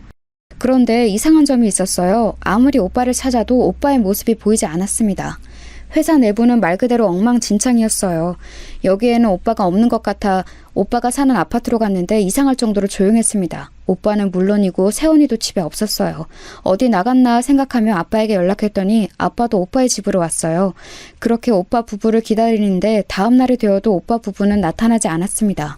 그 사이 남편과 연락이 겨우 되었는데 남편도 당황한 상태였어요. 여보, 이게 무슨 일이야? 나 급한 일 때문에 종일 회사에서 회의하느라 몰랐어. 회사가 부도가 났다고? 아니, 너무 당황스럽다. 나 일단 당신 있는 곳으로 갈게. 기다려. 남편까지 같이 오빠와 세원이를 기다리다 못해 찾았는데 찾을 수가 없었어요. 그 과정에서 몇십 년간 운영했던 우리 친정사업은 돌이킬 수 없을 정도로 망하게 되었습니다. 친정아버지와 할아버지가 사업을 확장하려고 얼마나 고생했는지 저는 알고 있거든요. 그렇게 잠도 자지 않고 밥도 먹지 않고 키운 사업이 망하는 건 한순간이었습니다. 너무 허탈하고 속상했는데 아버지 마음은 어땠겠어요? 그때 우리 친정아빠의 표정은 제가 설명할 수 없는 표정이었습니다. 오빠 부부가 마치 신기루처럼 사라지고 말한 일이 일어났어요. 세원이 부모님이 울며 저를 찾아와서 제발 당신 딸을 찾아달라고 하셨습니다. 그런데 저도 아무리 오빠네 부부를 찾고 싶어도 찾을 수가 없었어요. 오히려 제가 제일 오빠 부부를 보고 싶었을 거예요. 그런데 경찰도 이렇게 행방이 묘연할 수가 없다고 조심스럽게 죽었을 가능성이 있다는 말도 했습니다. 당연히 저는 그런 말이 달갑지 않았어요. 그래서 절대 죽었을 리는 없다고 했죠. 아이들을 시어머니에게 강제로 맡기고 열심히 전국 팔도를 뒤지기 시작했어요. 하지만 정말 털끝 하나 보이지 않았습니다. 집안 대대로 내려오던 사업이 망하고 아들 부부가 아예 사라지자 아빠는 충격이 매우 크셨어요. 그래서 아버지는 충격에 말을 할 수가 없게 되었습니다. 본인이 말할 의지가 없으셨어요. 병원에 가도 말을 한마디도 꺼내지 않으셨죠. 의사는 마음의 문이 너무 굳게 닫혀서 이건 의지의 문제라고 하더라고요. 심지어 아버지는 사업이 망했는데 친척들까지 모른 척하자 충격에 쓰러져서 병원에 몇 달을 누워 계셨어요. 아버지가 쓰러지고 저도 너무 삶이 힘들었습니다. 입에 아무것도 들어가지 않아 먹지를 않으니 살이 매우 많이 빠졌어요. 이렇게 힘든데 너무 아이러니하게 남편의 사업은 점점 커졌습니다. 남편 보고 도와달라고 하고 싶었지만 이미 망할 대로 망한 우리 친정회사는 그냥 그대로 부도가 났어요. 심적으로 힘드니까 남편에게 의지하고 싶은 것은 당연하잖아요. 그런데 남편은 커진 회사를 더 크게 확장할 생각뿐이었습니다. 그래서 아예 집에 들어오지 않는 날도 아주 많았어요. 시어머니는 제가 오빠 부부를 찾고 친정아빠를 돌보느라 아이들을 맡기니 노골적으로 저에게 욕하기 시작했어요. 그래서 아이들도 혼자 돌보게 되었습니다. 시어머니는 본인 아들은 문제가 없으니 더 당당해지셨어요. 우리 친정에 별 볼이 없으니 그때부터 저를 대놓고 구박하기 시작했습니다. 친정아빠가 쓰러져서 병원에 있으니 아빠에게 받던 생활비는 당연히 없었어요. 그래서 남편에게 돈을 달라고 해야 하는 날이 많았습니다. 남편은 그렇게 본인 회사가 커져도 생활비를 아주 적게 줬거든요. 친정아빠는 기적적으로 눈을 뜨고 집에서 혼자 살기 시작했습니다. 아빠가 그동안 모은 돈으로 병원비를 해결하니 아빠는 당장 생활이 힘드셨어요. 몸이 아픈 상태라 어디 가서 일할 수도 없으셨죠. 저도 급한 대로 친척들에게 연락해서 돈을 요청했는데 어쩜 그렇게 매몰차게 거절하던지 상처를 아주 많이 받았습니다. 시어머니에게 혹시나 해서 돈 얘기를 꺼냈더니 무슨 반응이 나왔는지 아세요? 자기를 물주로 한다고 본인 아들이 너무 안쓰럽고 불쌍하다고 울기 시작하셨어요. 저에게 나가라고 소금을 뿌리고 등을 떠밀기까지 하셨습니다. 그렇게 우리 아빠 돈으로 용돈을 줄 때는 수금하듯 가져갔으면서 어이가 없었습니다. 그래서 저는 남편에게 계속 생활비를 요청하게 되었어요. 그런데 여기서 문제가 생겼습니다. 제가 우리 집 생활비를 타면서 그 돈으로 아빠에게 생필품을 사주었거든요. 우리 집 음식 재료를 사면서 아빠에게 가져다 주기도 했었어요. 오빠네 부부가 실종되었으니 아빠를 챙길 사람은 이 세상에 저 한 명뿐이었습니다. 그런데 그 생활도 오래가지 못했어요. 왜냐하면 남편이 어느 날 진지하게 저를 식탁에 앉히더니 말을 계속했습니다. 당신 왜 이렇게 생활비를 많이 쓰는 거야? 점점 생활비가 늘어나는데 너무한 거 아니야? 당신이 사치 부리는 사람인 줄 몰랐는데 왜 자꾸 요구하는 금액이 커지는 거야? 도대체 어디에 그렇게 돈을 쓰는 거야? 아, 그게 애들 학원비가 워낙 비싸니까 그렇지. 또 우리 아빠가 혼자 계시니까 내가 도와주고 있거든. 어려울 때 서로 돕고 사는 게 가족이잖아. 내가 딸인데 아픈 아빠를 모른 척 할 수도 없고, 안 그래? 장인어른이 워낙 상황이 좋지 않으니까 어쩔 수 없지. 그래도 너무 퍼줄 수는 없어. 내가 아무리 사업이 잘 되어도 언제 망할지 모르잖아? 평생 장인어른을 우리가 돌봐야 하나? 남편의 말에 저는 너무나도 서운했습니다. 당연히 자식이며 부모를 끝까지 책임져야 하는 건 아닌가요? 하지만 거기에 저는 아무 말도 할 수가 없었어요. 이러다 사건이 하나 터지게 되었습니다. 바로 시어머니와 제가 갈등이 생겼어요. 시어머니는 제가 친정일 때문에 본인을 소홀히 한다고 단단히 화가 난 상태였습니다. 제가 아이들을 당신에게 맡겼는데 제대로 보답하지 않는다고 하셨죠. 게다가 돈을 요구했다가 천하의 양심 없는 며느리가 되어 있던 상태였어요. 그런 상태에서 시어머니는 무려 저에게 제주도를 가자고 하셨습니다. 만약 우리 친정이 여전히 잘 나가던 상태였으면 저는 시어머니를 모시고 제주도에 갔을 거예요. 그런데 그때는 상황이 너무 아니었습니다. 친정아빠는 집에서 혼자 거동도 불편한 채로 누워 계셨고 오빠네 부부는 여전히 행방불명이었거든요. 어머니를 모시고 제주도에 도저히 갈 수가 없었습니다. 그런데 제가 난처함을 표현하며 거절하자 시어머니는 잔뜩 화가 나셨어요. 저에게 배은망덕하다며 우리 아들의 돈으로 갈 건데 네가 뭔데 그러냐는 말까지 들었습니다. 안 그래도 마음에 여유가 없던 저는 시어머니의 그 말에 말이 예쁘게 나가지 않았어요. 어머니, 저도 여유가 있으면 어머니 모시고 제주도에 한 달도 갈 수 있어요. 그런데 지금 상황 뻔히 아시면서 왜 그러세요?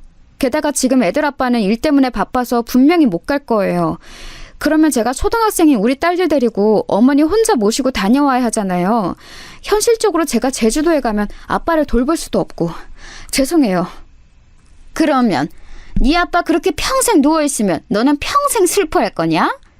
지금 너희 오빠네 부부 사라진 지가 언제야? 산 사람은 살아야 하는 거야. 막말로 지금 그렇게 소식 없는 거 보면 어디 가서 죽은 거 아니야? 뭐라고요? 어머니, 아무리 그래도 어떻게 그런 말씀을 저에게 하실 수가 있으세요? 우리 오빠랑 새언니가 죽었다뇨.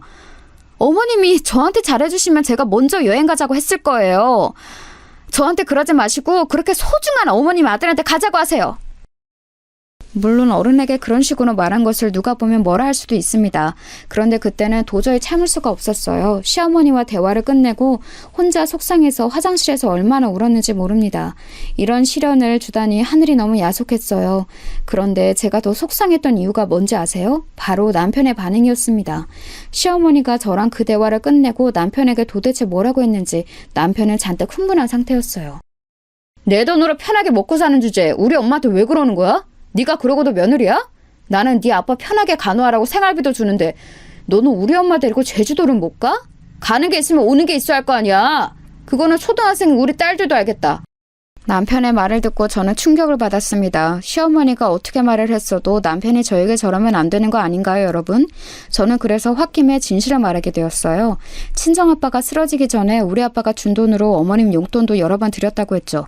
그랬더니 남편은 그럼 차라리 서로 주고받지 말자며 아빠에게 1원 한 푼도 주지 않겠다고 했습니다. 시어머니를 챙기지 않아도 되니까 대신 우리 아빠도 자기가 안 챙기겠다고 했어요. 저는 그 말을 듣고 현실적으로 막막해지기 시작했습니다. 결국 제가 먼저 시어머니에게 연락해서 죄송하다고 빌게 되었어요. 그런데도 시어머니는 잔뜩 화가 나서 제 사과를 받지 않았습니다. 남편과 냉전도 오래가서 진짜로 친정아빠를 도울 방법이 없었어요. 막막함에 눈물로 호소해도 남편은 듣지를 않았습니다. 아예 현금도 주지 않았고 신용카드 하나만 주었어요. 그런데 그걸로 마트에서 장을 보면 영수증을 확인하며 정말 우리 가족이 먹을 양인지 확인했습니다.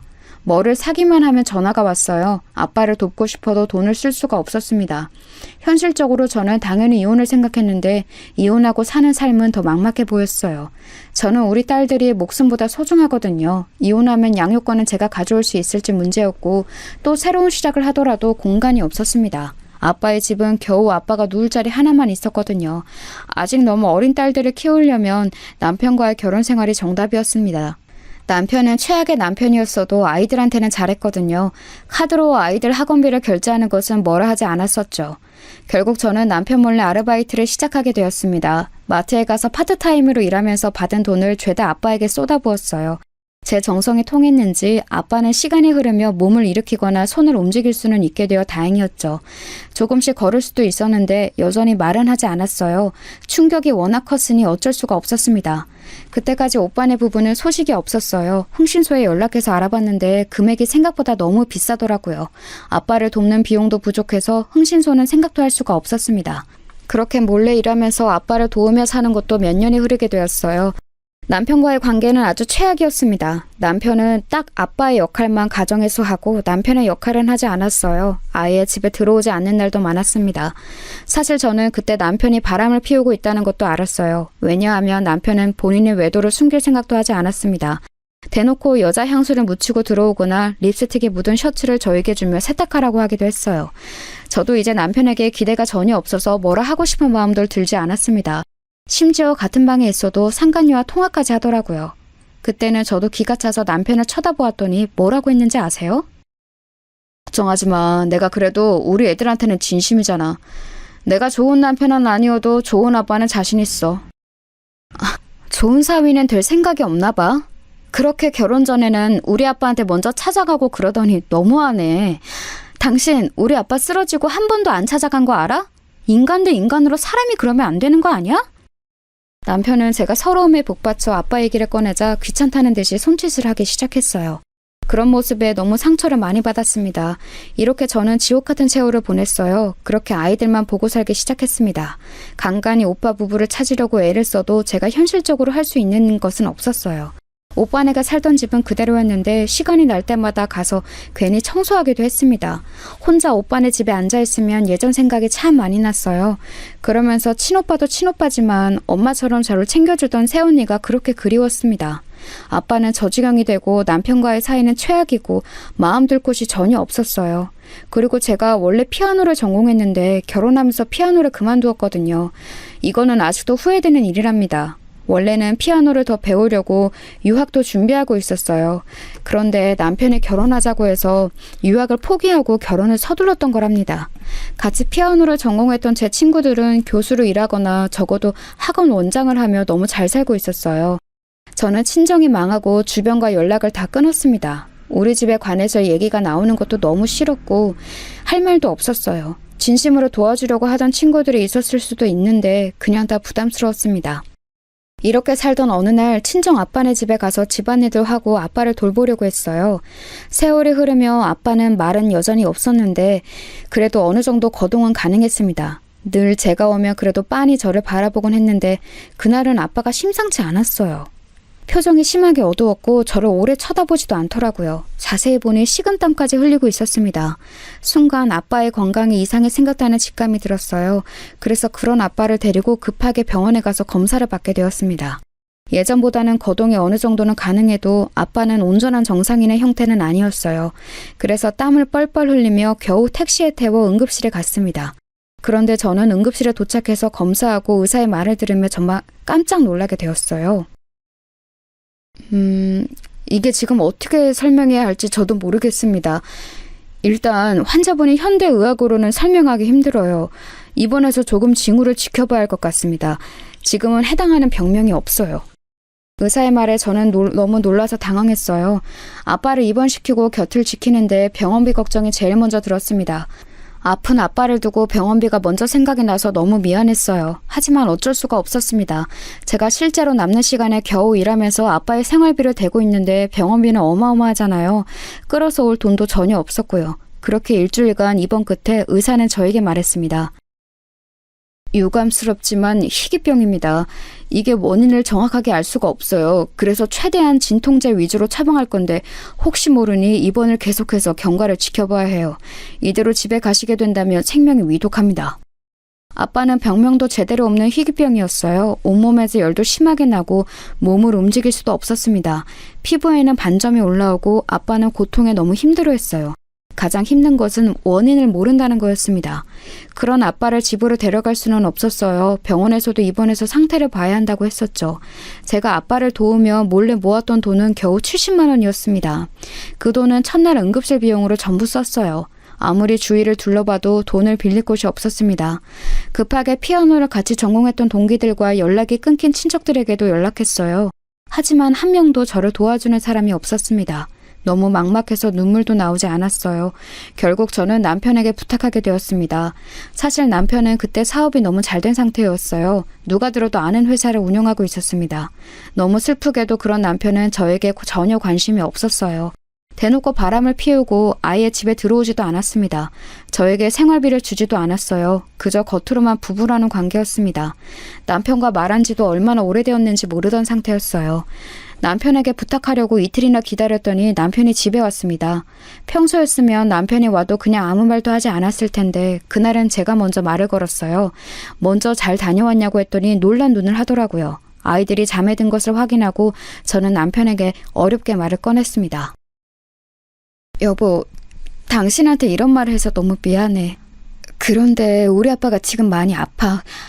제발 한 번만 도와주면 안 될까? 응? 내가 이렇게 빌게. 당신이 하라는 대로 다 할게. 어머님도 내가 많이 챙길게. 그런데 남편은 제가 아무리 부탁해도 들은 척도 하지 않았어요. 아예 제 말을 듣지 않았습니다. 말 그대로 무시하고 그대로 침대에 누워 잠을 자더라고요. 철저하게 제 부탁은 무시당하게 되었죠. 너무 비참하고 속상해서 그날 밤은 한숨도 자지 못했습니다. 그렇게 다음 날이 되고 병원에 갔더니 간호사가 저를 불렀어요. 오늘은 꼭 수납해야 한다고 강조했습니다. 그렇지 않으면 아빠를 계속해서 입원시킬 수가 없다고 했죠. 너무 막막해서 신이 있다면 저를 도와달라고 마음속으로 빌었어요. 그러다 순간 한 가지 방법이 떠올랐습니다. 남편이 저에게는 최악이어도 본인 자식들은 예뻐하잖아요. 그래서 저는 쌍둥이 딸 중 첫째가 다쳤다고 남편에게 거짓말을 했습니다. 딸들은 다행히 아빠가 아무리 본인들에게 잘해주어도 어린 시절을 저랑 보냈잖아요. 남편이 워낙 바빠서 딸들을 제대로 챙겨주지 않았습니다. 그래서 완전히 엄마 편이었어요. 다행히 이런 제 상황을 딸들도 알고 있었습니다. 그래서 첫째는 본인이 직접 전화로 남편에게 응급실에 왔다고 했어요. 그랬더니 남편은 정말 말 그대로 한 걸음에 병원으로 달려왔습니다. 병원에 온 남편에게 저는 창피함을 뒤로하고 빌기 시작했어요. 여보, 제발 내가 이렇게 말 안 하면 당신이 진짜 돈을 빌려주지 않을 것 같아서 거짓말을 하게 되었어. 제발 우리 아빠 병원비를 내어주면 안 될까? 우리 딸 병원비라고 생각하고 내주라. 내가 이렇게 빌게. 아빠 지금 수납하지 않으면 당장 나가야 한다고 했어. 내가 왜?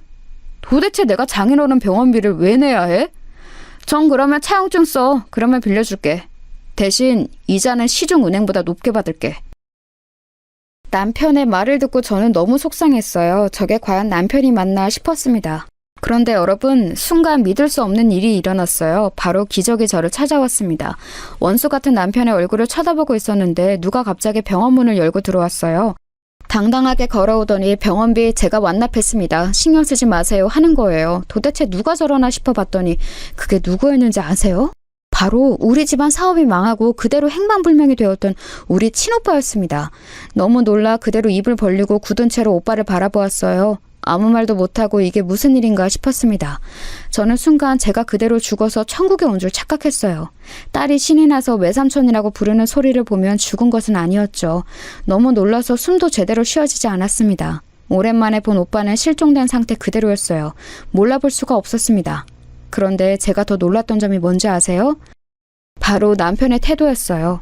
우리 오빠가 문을 열고 들어오자 저보다 남편이 더 소스라치게 놀랐거든요. 마치 저승사자를 본 사람처럼 덜덜 떨기 시작했어요. 심지어 몸도 제대로 가누지 못해 그대로 주저앉더라고요. 우리 오빠를 향해 손가락질하며 말을 잇지 못했습니다. 그러더니 갑자기 자기 혼자 거품을 물고 실신까지 했어요.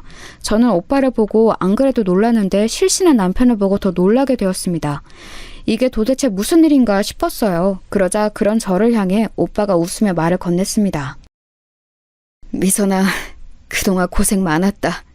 오빠가 천천히 그동안 있었던 일을 다 설명할 테니 조금만 기다리렴. 아버지 병원비는 내가 다 냈으니 그건 전혀 걱정하지 마. 우리 집을 네가 종종 와서 돌봐준 것 같은데 맞니? 고맙다. 오빠가 저에게 말을 건네는데 저는 대꾸할 수도 없었어요. 그저 하염없이 눈물이 흘렀습니다. 쓰러진 남편을 입원시키고 저는 오빠를 데리고 아빠 병실로 갔어요. 그랬더니 기적이 일어나게 되었습니다. 그렇게 원인을 모르는 병으로 고생하던 아빠는 오빠를 보자마자 안색이 좋아졌어요. 그리고 오빠가 실종된 후로 굳게 닫혔던 입을 열었습니다. 더듬거리면서 오빠의 이름을 불렀어요. 그 모습을 보고 저는 바닥에 엎어져서 엉엉 울었습니다. 정신을 차리고 오빠를 따라 집에 갔더니 새언니가 저를 기다리고 있었어요. 둘이 부둥켜 안고 그동안 서로 고생했다며 울었습니다. 그리고 차분하게 오빠와 새언니의 말을 들었는데 저는 들으면서 믿을 수가 없었어요. 전혀 예상하지 못했던 이야기가 제 귀로 들려왔습니다. 미선아, 사실 나는 네 남편에게 사기당했어. 처음에는 나도 우리 회사를 그렇게 대놓고 배신한 기업이 너희 남편 회사일 거라 상상하지 못했어.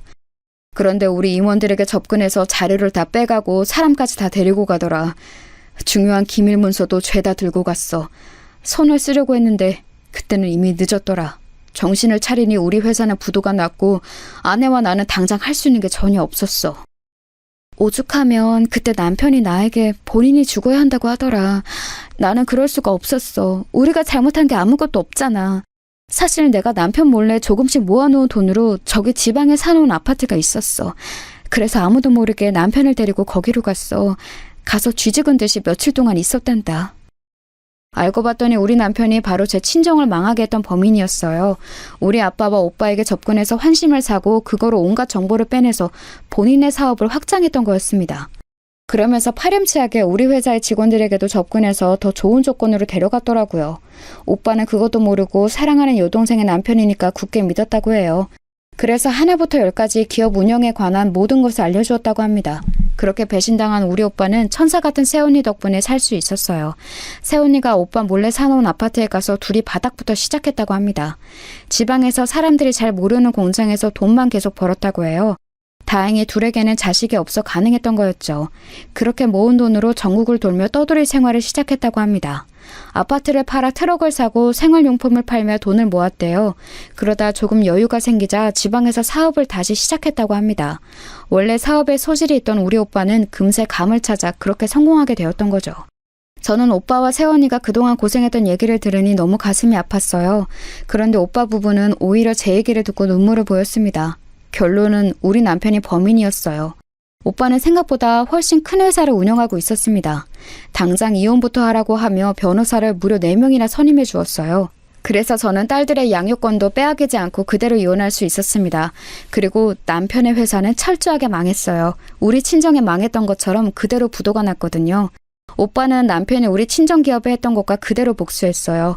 직원들에게 다가가서 정보를 빼앗고 아무도 돕지 못하게 미리 선수를 쳤죠. 제가 죄송해요.